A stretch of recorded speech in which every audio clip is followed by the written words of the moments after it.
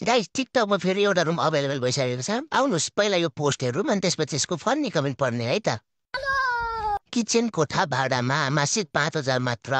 सुत्न मिल्दैन खाना मात्र पकाउने खाने हो सुरु गरौँ सुत्न चाहिँ तिम्रो घर आउने त अनि खाना खाएर Good question. You are a good question. Next. सुत्न नमिल्ने नि मुत्न त मिल्छ होला नि खाना चाहिँ सहरमा बसेर खाने सुत्न चाहिँ गाउँ जाने हो खाना त मिल्छ नि कि पकाएर अर्कै ठाउँ जानुपर्छ बात त सही है झापामा एउटा रुम अनि कैलालीमा एउटा टोइलेट नि खोजिदिनु न नेपालमा खाएर बिहारमा हक्न जाने जस्तो कुरो खाना बनाउने अनि कता लगेर खाने बाहिर